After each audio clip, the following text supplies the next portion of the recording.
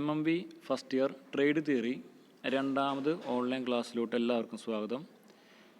എൻ്റെ പേര് ജീനിയസ്. ഞാൻ cent Mary's ITI കാച്ചേരിയിൽ MMB ഇൻസ്ട്രക്ടറായിട്ട് work ചെയ്യുന്നു. ഇന്ന് നമ്മൾ ഡിസ്കസ് ചെയ്യാൻ പോകുന്ന ടോപ്പിക്ക് കൂളിംഗ് സിസ്റ്റമാണ്, പാർട്ട് 1. 3 പാർട്ടായിട്ടാണ് ഈ ടോപ്പിക്ക് നമ്മൾ ഡിസ്കസ് ചെയ്യുക. ഓക്കെ, നമുക്ക് ടോപ്പിക്കിലോട്ട് നീങ്ങാം. Cooling system. ഒരു ഓട്ടോമൊബൈലിനെ പല സിസ്റ്റംസ് ആയിട്ട് നമ്മൾ തരംതിരിക്കുന്നുണ്ട്. ഉദാഹരണം പറയുകയാണെങ്കിൽ starting system, cooling system, lubrication system, അതുപോലെ തന്നെ braking system, suspension system, fuel system. Okay, നിങ്ങൾ ആ പേര് കേൾക്കുമ്പോൾ തന്നെ നിങ്ങൾക്ക് മനസ്സിലാവുന്നുണ്ട് ഒരു ഓട്ടോമൊബൈലിൽ അതിൻ്റെ ഓരോ ഫങ്ഷനെ പ്രത്യേകം എടുത്തു പറഞ്ഞാണ് നമ്മൾ ഓരോ സിസ്റ്റംസ് പറയുന്നത്. അതിലൊന്നാണ് കൂളിംഗ് സിസ്റ്റം. കൂളിംഗ് സിസ്റ്റത്തിൻ്റെ ഡ്യൂട്ടി എന്ന് പറയുന്നത് നിങ്ങൾക്ക് പേര് കേൾക്കുമ്പോൾ തന്നെ മനസ്സിലാവും. ഒരു എൻജിൻ വർക്ക് ചെയ്യുമ്പോൾ അതിൽ നിന്ന് ചൂടുണ്ടാവുന്നുണ്ട്. ആ ചൂടിനെ മാക്സിമം കുറച്ച് എൻജിൻ്റെ ഓപ്പറേറ്റിംഗ് ടെമ്പറേച്ചറിലോട്ട് എത്തിക്കുക, അവിടെ മെയിൻറ്റെയിൻ ചെയ്യിക്കുക. ഇതാണ് ഒരു കൂളിംഗ് സിസ്റ്റത്തിൻ്റെ ഫങ്ഷൻ. ഒരു എൻജിൻ്റെ നോർമൽ ഓപ്പറേറ്റിംഗ് ടെമ്പറേച്ചർ എന്ന് പറയുന്നത് ഏകദേശം ഒരു 90 ഡിഗ്രി സെൽഷ്യസ് 95 ഡിഗ്രി സെൽഷ്യസ് അതിനിടയിലാണ്.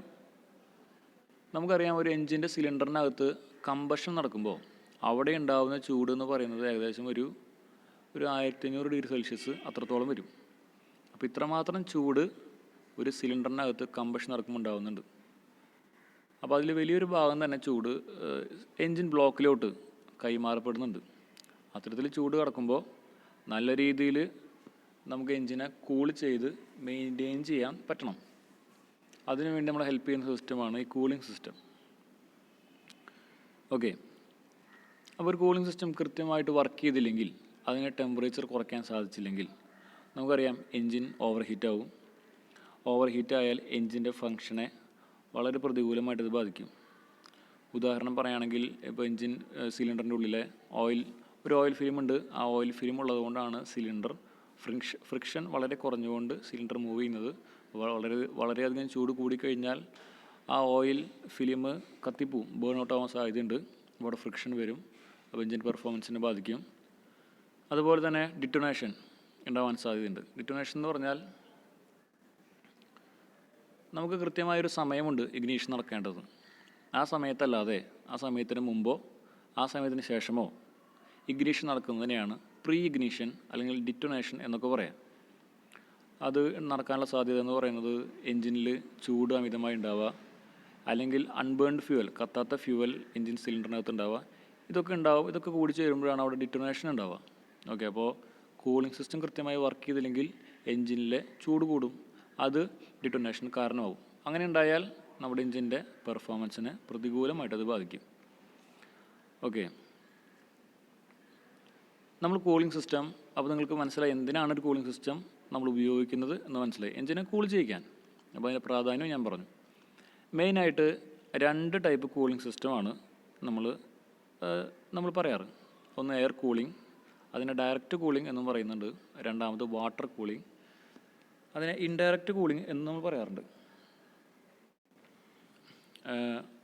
ആദ്യത്തെ നമുക്ക് എടുത്ത് നോക്കാം, എയർ കൂളിംഗ് ആണ്. എയർ കൂളിംഗ് ഡയറക്റ്റ് കൂളിംഗ് എന്ന് പറയാനുള്ള കാരണം ഇത്രയേ ഉള്ളൂ. നമുക്കറിയാം, ആ പേര് പറയുമ്പോൾ തന്നെ എയർ ഡയറക്റ്റായിട്ട് എൻജിനുമേ ടച്ച് ചെയ്തിട്ടാണ് എയർ കൂളിംഗ് നടക്കുന്നത്. Air is used as A cooling medium. അതായത് എയർ കൂളിംഗ് എൻജിനുകളിൽ എൻജിനെ കൂൾ ചെയ്യിപ്പിക്കാൻ നമ്മൾ ഉപയോഗിക്കുന്ന മീഡിയം എന്തുപയോഗിച്ചാണ് കൂൾ ചെയ്യിക്കുന്നതെന്ന് ചോദിച്ചാൽ എയർ ഉപയോഗിച്ചിട്ടാണ്. ഡയറക്റ്റ്ലി എയർ ഉപയോഗിച്ചിട്ടാണ് നമ്മൾ എൻജിനെ കൂൾ ചെയ്യിപ്പിക്കുക. നിങ്ങൾക്ക് ഫിഗറിൽ കാണാം, എയർ കൂളിംഗ് എൻജിൻ്റെ ഫിഗർ കൊടുത്തിട്ടുണ്ട്. അതിൽ ഫിൻസ് കാണാം. ഒരു എൻജിന് ചുറ്റും ഒരു പാളി പോലെ തള്ളി നിൽക്കുന്ന ആ ഷേപ്പുള്ളതാണ് ഒരു ഫിൻസ് എന്ന് പറയുന്നത്. അതിൻ്റെ ഫങ്ഷൻ എന്ന് പറയുന്നത് സർഫസ് ഏരിയ കൂട്ടാനാണ്. ഓക്കെ, എൻജിനുള്ളിൽ ചൂടുണ്ടാകുന്നു, ആ ചൂട് സിലിണ്ടർ ബ്ലോക്കിലോട്ട് കൈമാറപ്പെടുന്നു. അപ്പോൾ നമുക്കറിയാം, എയർ അതുമ്പോൾ തഴുകി പോകുമ്പോഴാണ് ആ ചൂട് എയർ വലിച്ചെടുക്കുന്നു. അങ്ങനെ എൻജിന് ചൂട് കുറയ്ക്കുന്നു. അപ്പോൾ ഫിൻസും കൂടി ഉണ്ടെങ്കിൽ അതിൻ്റെ സർഫസ് ഏരിയ കൂടി, കൂടുതൽ എയർ ആ സർഫസിലൊക്കെ ടച്ച് ചെയ്യുന്നു. അപ്പോൾ പെട്ടെന്ന് തന്നെ നമുക്ക് ചൂട് കൈമാറാൻ സാധിക്കും. ഓക്കെ, അപ്പോൾ അതിനാണ് ഫിൻസ് ഉപയോഗിക്കുന്നത്. നിങ്ങൾക്ക് ഫിഗറിൽ ഞാൻ മാർക്ക് ചെയ്ത് കാണിച്ചിട്ടുണ്ട് ഫിൻസ് എന്താണെന്നുള്ളത്. ഇനി ഈ എയർ കൂളിംഗ് സാധാരണയായിട്ട് ഉപയോഗിക്കുന്നത് 2 വീലേഴ്സ്, അതുപോലെ തന്നെ ഏവിയേഷൻ എഞ്ചിൻ എന്ന് പറഞ്ഞാൽ നമ്മുടെ എയ്റോപ്ലെയിൻ അങ്ങനെയുള്ള എഞ്ചിനുകളാണ് നമ്മൾ ഈ എയർ കൂളിംഗ് സിസ്റ്റം ഉപയോഗിക്കുക. അതിൻ്റെ കൺസ്ട്രക്ഷൻ വളരെ സിമ്പിളാണ്. കാരണം എന്താ, എയർ കൂളിംഗ് ആണ്, കൂടുതൽ പാർട്സിൻ്റെ ഒന്നും ആവശ്യമില്ല. അതുപോലെ തന്നെ അതുകൊണ്ട് തന്നെ വെയിറ്റ് കുറവാണ്. പിന്നെ അതിൻ്റെ പ്രശ്നം എന്ന് പറഞ്ഞാൽ even cooling is difficult. Even cooling എന്ന് പറഞ്ഞാൽ അതിൻ്റെ എഞ്ചിൻ്റെ എല്ലാ ഭാഗത്തും ഒരുപോലെ കൂളിംഗ് നടക്കില്ല. നിങ്ങളൊരു ബൈക്ക് തന്നെ എടുത്ത് നോക്കുക. ബൈക്ക് മുന്നോട്ട് പോകുമ്പോൾ എയർ അടിക്കുന്നത് എഞ്ചിൻ്റെ ഫ്രണ്ട് പോർഷനിലാണ്. അവിടെ നല്ല രീതിയിൽ കൂളിംഗ് നടക്കും. പക്ഷേ എഞ്ചിൻ്റെ നേരെ പുറകുവശത്ത് അതുപോലെ തന്നെ കൂളിംഗ് നടക്കില്ല. അപ്പോൾ ഈവൻ കൂളിംഗ് എയർ കൂളിംഗ് സിസ്റ്റത്തിൽ ബുദ്ധിമുട്ടാണ്. അതതിൻ്റെ ഒരു പോരായ്മയാണ്. ഇനി വാട്ടർ കൂളിംഗ് എന്ന് പറഞ്ഞാൽ, നമ്മൾ നേരത്തെ എയർ കൂളിങ്ങിൽ പറഞ്ഞു, എയറാണ് അവിടെ കൂളിംഗ് മീഡിയം. കൂളി ചെയ്യിപ്പിക്കുന്ന ആൾ മീൻസ് കൂളി ചെയ്യിപ്പിക്കുന്ന ഫങ്ഷൻ ചെയ്യുന്നത് എയറാണ്. വാട്ടർ കൂളിങ്ങിലോട്ട് വരുമ്പോൾ കൂളിംഗ് മീഡിയം വാട്ടറാണ്. ഇതിൽ നമ്മൾ ഒന്നിൽ കൂടുതൽ പാർട്സ്, അതായത് radiator, water pump, thermostat valve, അതുപോലെ എന്താണ് പാർട്സുകൾ ഉപയോഗിക്കുന്നുണ്ട്. പിന്നെ എയർ കൂളിങ്ങിൽ നിന്ന് വിട്ട് പറയുമ്പോൾ ഈവൻ കൂളിംഗ് കൂടുതൽ നല്ല രീതിയിൽ നടക്കുന്നത് വാട്ടർ കൂളിങ്ങിലാണ്. എഞ്ചിൻ്റെ എല്ലാ വശത്തും നല്ല രീതിയിൽ തന്നെ ചൂട് വലിച്ചെടുക്കാൻ വാട്ടർ കൂളിംഗ് സിസ്റ്റത്തിന് സാധിക്കും. മെയിനായിട്ട് 2 ടൈപ്പ് വാട്ടർ കൂളിംഗ് സിസ്റ്റമാണ് നമ്മൾ പറയാം. നോർമലി ഇപ്പോൾ ഒരുവിധം വണ്ടികൾ മീൻസ് ഓട്ടോമൊബൈൽസിലെല്ലാം നമ്മൾ വാട്ടർ കൂളിംഗ് ആണ് ഉപയോഗിക്കുന്നത്. 2 ടൈപ്പാണ് മെയിനായിട്ട് പറയുക. ഒന്ന് തെർമോസിഫൺ ടൈപ്പ് സിസ്റ്റം, തെർമോസിഫൺ സിസ്റ്റവും 2 പമ്പ്ഡ് സർക്കുലേഷൻ സിസ്റ്റം, അതല്ലെങ്കിൽ ഫോഴ്സ്ഡ് ഫീഡ് സിസ്റ്റം എന്നും പറയും. ഓക്കെ, എന്താണ് 2 ടൈപ്പ് എന്ന് നമുക്ക് നോക്കാം. ആദ്യത്തെ ടൈപ്പ് എന്ന് പറയുന്നത് തെർമോസിഫൺ ടൈപ്പ്. എന്ന് വെച്ചാൽ ഒരു വാട്ടർ കൂളിംഗ് സിസ്റ്റം, അതിൻ്റെ മൊത്തത്തിലുള്ള വർക്കിംഗ് എന്ന് പറയുന്നത്, നിങ്ങളെ ഫിഗർ ഒന്ന് നോക്കുക, നിങ്ങൾക്ക് കാണാം ഒരു റേഡിയേറ്റർ ഉണ്ട്, ഒരു എൻജിൻ ബ്ലോക്ക് ഉണ്ട്. അപ്പോൾ വർക്കിംഗ് എന്ന് പറയുന്നത് ഇത്രയേ ഉള്ളൂ. ഒരു എൻജിൻ ബ്ലോക്കിൽ എൻജിൻ വർക്ക് ചെയ്യുമ്പോൾ എൻജിൻ ബ്ലോക്കിലെ എൻജിൻ വാട്ടർ ജാക്കറ്റിൽ ഉള്ള വെള്ളം ഈ എൻജിൻ വർക്ക് ചെയ്യുന്ന ചൂട് വലിച്ചെടുക്കുന്നു. അപ്പോൾ ചൂടായ വെള്ളം അല്ലെങ്കിൽ ചൂടായ കൂളൻ്റ് നേരെ റേഡിയേറ്ററിലോട്ട് പോകുന്നു. റേഡിയേറ്ററിന് 3 ഭാഗങ്ങളാണ് മെയിനായിട്ടുള്ളത്. ടോപ്പ് ടാങ്ക്, അതിൻ്റെ തൊട്ട് താഴെ കോർ എന്ന് പറയും, നിങ്ങൾ ചെറിയ ഗ്രില്ല് പോലെ കാണുന്ന ഭാഗം, അതിന് താഴെ ബോട്ടം ടാങ്ക്. അപ്പോൾ ഈ ചൂടായ വെള്ളം റേഡിയേറ്ററിൻ്റെ ടോപ്പ് ടാങ്കിലോട്ട് എത്തും. അവിടെ നിന്ന് കോർ വഴി താഴോട്ട് ഇറങ്ങുമ്പോൾ കാറ്റടിച്ചുകൊണ്ട് ഈ ചൂട് വെള്ളം അതിൻ്റെ ചൂട് കാറ്റിലോട്ട് കൈമാറി അങ്ങനെ തണുക്കുന്നു. ആ വെള്ളം അത് കൂളൻ്റ് തണുക്കും. ആ തണുത്ത വെള്ളം നേരെ ബോട്ടം ടാങ്കിലോട്ട് പോകും. ബോട്ടം ടാങ്കിൽ നിന്ന് ആ തണുത്ത വെള്ളം നേരെ എൻജിൻ ബ്ലോക്കിലോട്ട് പോകും. വീണ്ടും ചൂട് വലിച്ചെടുക്കും, വീണ്ടും റേഡിയേറ്ററിലോട്ട് പോകും. അങ്ങനെ സർക്കുലേറ്റ് ചെയ്യും. അതാണ് നോർമലി ഒരു വാട്ടർ കൂളിംഗ് സിസ്റ്റത്തിൻ്റെ വർക്കിംഗ്. തെർമോസിഫൺ സിസ്റ്റം എന്ന് പറയുമ്പോൾ നമുക്കറിയാം, ഒരു ഇത്തരത്തിൽ സർക്കുലേഷൻ നടക്കണമെങ്കിൽ അവിടെ ഒരു മീഡിയം എന്തെങ്കിലും ഒരു വാട്ടർ പമ്പോ അങ്ങനെ എന്തെങ്കിലും അവിടെ ആവശ്യമാണ്. തെർമോസിഫൺ സിസ്റ്റം എന്ന് പറഞ്ഞാൽ അതിൽ വാട്ടർ പമ്പ് എന്ന് പറഞ്ഞ സാധനം ഇല്ല. ഓക്കെ, അതില്ലാത്ത ടൈപ്പ് ഒരു സിസ്റ്റമാണ് തെർമോസിഫൺ സിസ്റ്റം. അപ്പോൾ നിങ്ങൾ ആലോചിക്കും, പിന്നെ എങ്ങനെ അവിടെ ആ സർക്കുലേഷൻ നടക്കും? ഓക്കെ, ആ സർക്കുലേഷൻ നടക്കുന്നത് ഇങ്ങനെയാണ്. വെള്ളത്തിൻ്റെ ഡെൻസിറ്റിയിൽ വരുന്ന വ്യത്യാസം അനുസരിച്ചിട്ടാണ് സർക്കുലേഷൻ നടക്കുക. എന്ന് വെച്ചാൽ വെള്ളത്തിൻ്റെ ഒരു പ്രത്യേകതയുണ്ട്. വെള്ളത്തിന് ചൂട് കൂടിയാൽ അതിൻ്റെ ഡെൻസിറ്റി കുറയും. ഡെൻസിറ്റി കുറഞ്ഞാൽ അത് പതുക്കെ മുകളിലോട്ട് മൂവ് ചെയ്യും. ഓക്കെ, മുകളിലോട്ട് നീങ്ങുവാൻ. അപ്പോൾ നമ്മുടെ എൻജിൻ ബ്ലോക്കിൽ വെച്ച് ശ്രദ്ധിച്ചു കഴിഞ്ഞാൽ എൻജിൻ ബ്ലോക്കിൽ എൻജിൻ വർക്ക് ചെയ്യുന്നു, എൻജിനിൽ ചൂടുണ്ടാവുന്നു. ആ ചൂട് എൻജിൻ ബ്ലോക്കിന് ചുറ്റുമുള്ള വാട്ടർ ജാക്കറ്റിലുള്ള വെള്ളം വലിച്ചെടുക്കും. അങ്ങനെ വെള്ളത്തിൻ്റെ ചൂട് കൂടും. വെള്ളം ചൂട് കൂടിക്കഴിഞ്ഞാൽ അതിൻ്റെ ഡെൻസിറ്റി കുറയും. ഡെൻസിറ്റി കുറഞ്ഞാൽ സ്വാഭാവികമായിട്ടും ആ വെള്ളം മുകളിലോട്ട് മൂവ് ചെയ്യും.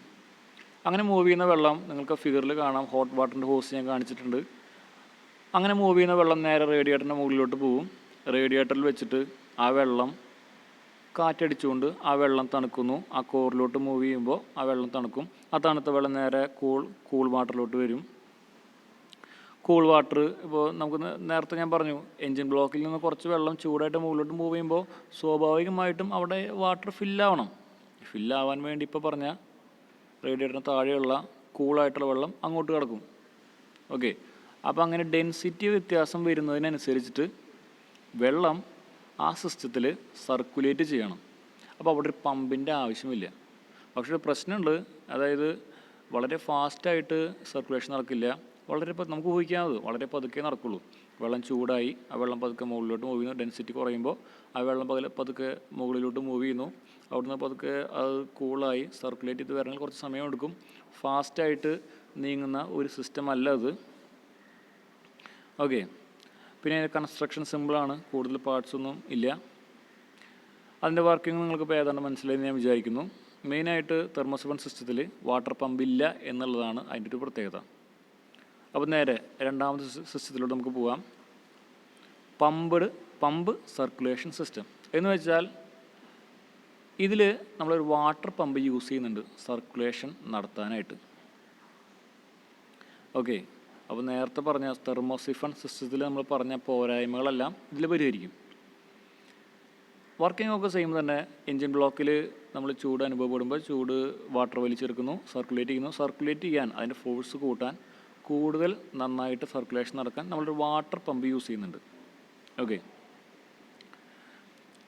പിന്നെ അതിൽ പ്രത്യേകമായിട്ട് പറയാനുള്ള പോയിൻ്റ് എന്ന് പറയുന്നത്, നമ്മൾ ഈ വാട്ടർ പമ്പ് വർക്ക് ചെയ്യിപ്പിക്കുന്നത് ക്രാങ്ക് ഷാഫ്റ്റിൻ്റെ ഒരു പുള്ളിയിൽ നിന്ന് ഒരു ബെൽറ്റ് ഡ്രൈവ് വഴിയാണ് വർക്ക് ചെയ്യിപ്പിക്കുക. ബാക്കി അതിൻ്റെ വർക്കിംഗ് എല്ലാം നമ്മൾ തൊട്ടടുത്ത ക്ലാസ്സിൽ ഡീറ്റെയിൽ ആയിട്ട് പമ്പ് സർക്കുലേഷൻ സിസ്റ്റം ഡിസ്കസ് ചെയ്യുന്നുണ്ട്.